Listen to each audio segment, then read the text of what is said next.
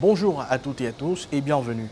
Le Sénégal est à l'honneur dans ce nouveau numéro de décryptage. Monsieur Adama Diouf, que nous recevons, est le nouveau secrétaire exécutif de la conférence des postes des États de l'Afrique de l'Ouest, un poste stratégique au sein de l'Union postale universelle.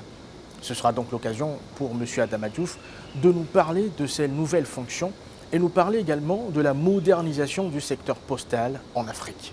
Encore une fois, bienvenue Monsieur Adama Diouf sur Africa 24. Vous êtes depuis le 11 août 2021 le nouveau secrétaire exécutif de la conférence des postes des États de l'Afrique de l'Ouest. Parlez-nous dans un premier temps de ce nouvel organe et de ses missions. La CPAO, c'est une organisation sous-régionale, donc qui veut dire Conférence des postes des États de l'Afrique de l'Ouest. Donc, elle a été créée en 2012 lors d'une conférence des ministres des postes à Grand Bassam. Et donc, sa principale objectif général, c'est de construire un espace unique postal sous-régional, avec une politique et des stratégies harmonisées pour offrir aux populations des services postaux innovants et aussi garantir un réseau postal de qualité. Voilà principalement l'objectif de la CPAO.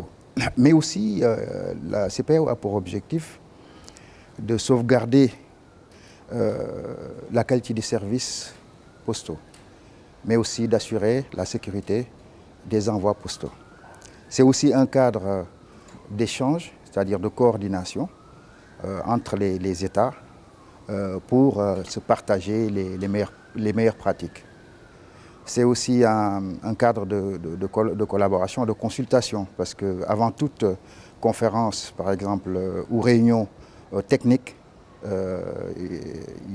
les États se concertent pour avoir, en tout cas pour retenir un point de vue, disons, commun à tous. Vous avez été élu pour un mandat de 4 ans renouvelable au terme des travaux du Conseil des ministres de la CPAO.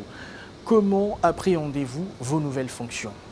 Je les prends avec sérénité et je sais qu'en tout cas il y a beaucoup à faire.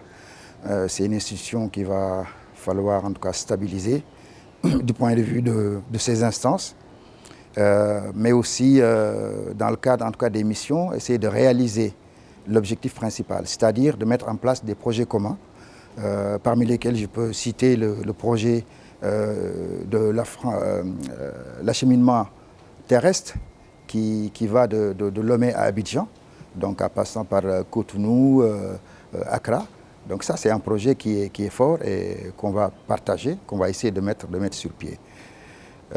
Mais aussi, c'est de réaliser aussi les objectifs aujourd'hui qui sont fixés par le Congrès, qui se passe ici à Abidjan, notamment du point de vue de la digitalisation, parce qu'il faut savoir qu'aujourd'hui, la poste traditionnelle a beaucoup perdu de sa superbe, donc par rapport aux colis qui se développent grâce au commerce électronique. Donc les postes doivent se ressaisir, doivent se transformer. Donc mon principal objectif, c'est d'amener, de pousser les États, les sensibiliser à investir dans le réseau postal pour transformer le réseau et le numériser disons, au bénéfice des populations les plus disons, vulnérables. Vous participez au 27e congrès de l'Union postale universelle qui se tient actuellement à Abidjan, en Côte d'Ivoire. Qu'est-ce que cela représente-t-il pour la sous-région? C'est vraiment très très important. Donc, comme vous l'avez dit, 87 ans, en tout cas pour nous, c'est quelque chose de très important. Déjà au niveau de nos États, pour montrer l'importance du secteur postal dans en tout cas pour participer au développement socio-économique de nos régions. Donc c'est un cadre pour nous qui nous permet de sensibiliser nos États sur le rôle, en tout cas primordial du réseau postal pour en tout cas entraîner le développement de nos pays. Donc c'est un réseau qui est étendu, en tout cas dans tous les continents. Aujourd'hui, nous bénéficions de 5698 bureaux de poste en Afrique. Donc, comme qui dirait, c'est une infrastructure qui est très importante, en tout cas, pour les échanges. mais aussi pour permettre aux populations de participer en tout cas à cette révolution numérique, notamment à travers un projet phare en tout cas de son congrès, c'est-à-dire contribuer à l'inclusion numérique des populations à travers le réseau postal. Vous avez été également pendant 4 ans président de la Commission panafricaine des postes, une institution spécialisée de l'Union africaine. Quel a été votre bilan et quels sont les défis que cette commission a pu relever de façon générale à ce jour? Oui, mon rôle en tout cas en tant que président de la commission finance et administration de l'Union panafricaine des postes consistait à, disons, assainir en tout cas les finances, parce qu'il y avait des difficultés liées en tout cas aux cotisations, mais liées aussi à la comptabilité de l'institution. Nous avions aussi, au début de mon mandat, on avait un projet de siège de l'Union à construire qui se trouve en Tanzanie. Aujourd'hui, à la fin de ce mandat, nous avons construit en tout cas un immeuble qui est à son 9e étage pour l'instant. Donc c'est quelque chose de très satisfaisant. Nous avons aussi assaini en tout cas les finances parce qu'on a pu tout faire pour que des pays très importants nous rejoignent. Je peux parler de l'Algérie, qui nous a permis en tout cas d'engranger, disons, 500 000 $, qui nous a permis d'avancer en tout cas sur l'immeuble. Nous avons aussi le Maroc qui est en train de négocier. En tout cas, ça a rentré.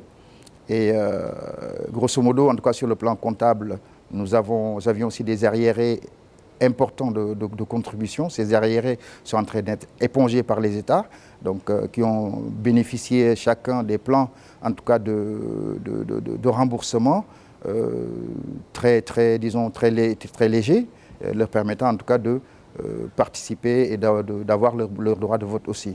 Plusieurs mots minent actuellement le secteur postal en Afrique, pourtant riche d'opportunités. Lors de ce 27e congrès de l'Union postale universelle, les 3000 délégués, dont plus de 1000 en présentiel, doivent adopter une nouvelle politique stratégique postale mondiale. Comment envisagez-vous de renforcer la position de l'Afrique de l'Ouest dans ce secteur à cette occasion? Renforcer en tout cas la position de l'Afrique, notamment particulièrement l'Afrique de l'Ouest, c'est la participation dans les instances. Aujourd'hui, par exemple, concernant le conseil d'administration, il y a 11 sièges, en tout cas, qui sont dévolus à l'Afrique. Dans ces 11 sièges, nous avons des pays, en tout cas, de la sous-région, comme la Côte d'Ivoire, comme le Mali, comme le Nigeria, le Burkina Faso, qui sont déjà candidats au conseil d'administration. Et pour le CEP aussi, le conseil d'exploitation, là où les États discutent, en tout cas, des techniques, des procédures, des normes du secteur postal. Nous avons aussi une présence. Le Sénégal était déjà dans ce conseil-là. Et il y a le Nigeria qui est membre, en tout cas qui va être candidat aussi pour ce conseil-là. On a un consensus au niveau africain, en tout cas sur les membres. Ce 27e congrès de l'Union postale universelle se tient sous le thème « Digitalisation des services postaux et développement du e-commerce ». Comment évaluez-vous le taux d'intégration du digital et la proportion du e-commerce en Afrique de l'Ouest? C'est vrai que l'enjeu principal aujourd'hui, c'est comment faire entrer en tout cas les postes dans le commerce électronique, parce que le commerce électronique, c'est le principal, en tout cas c'est le nouveau mode d'échange entre les États et entre les particuliers.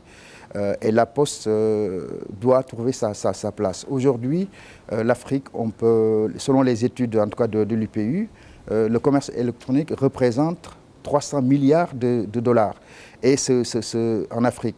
Et ce montant-là augmente chaque année de 8%. Donc vous voyez comment l'accélération est tellement, disons, significative. Donc nos postes doivent se transformer pour participer au commerce électronique. Comment? C'est-à-dire en fournissant des services digitaux, parce que les populations demandent ces services-là. Aujourd'hui, la poste, disons, traditionnelle est vraiment en déclin, donc elle n'existe presque plus. Donc les postes doivent s'adapter, se transformer. En quoi faisant? en digitalisant les services, mais aussi en mettant des procédures basées sur le commerce, sur les technologies de l'information et de la communication, qui fait partie d'ailleurs des objectifs, en tout cas de la CPAO, c'est-à-dire d'amener les postes à utiliser et à développer les technologies de l'information et de la communication et aussi les énergies renouvelables pour participer dans le commerce de demain, qui est le commerce électronique. Donc les postes doivent se transformer, doivent se digitaliser, doivent disons, changer de paradigme, même du point de vue de la gestion financière et, disons, et des ressources humaines. Il faut former les agents, il faut investir dans des technologies, dans les nouvelles technologies. Il faut innover, quitte à aller en joint venture avec les startups pour développer en tout cas de nouveaux services aux besoins des populations. La CPAO a pour rôle d'impulser, d'harmoniser et de coordonner le développement du secteur postal ouest-africain, de l'inscrire dans les priorités nationales et régionales. Ce 27e congrès entend définir les nouvelles règles des politiques sur l'échange international d'envois postaux. Quel impact ces orientations peuvent-elles avoir sur le développement des activités postales en Afrique de l'Ouest? L'impact, c'est en tout cas ramener en tout cas les postes africaines en tout cas au niveau mondial, c'est-à-dire adopter les procédures. Comme je vous ai dit tout à l'heure, ce sont des normes qui seront définies avec des applications, des nouveaux produits qui seront développés, et les postes africaines devraient s'approprier ces produits-là. En quoi faisant? Surtout en jouant sur la carte de la coopération. Avec l'Union postale universelle pour bénéficier en tout cas des nouvelles technologies qui permettent aux postes d'entrer dans le commerce électronique et entrer pour étendre le réseau postal de l'Afrique.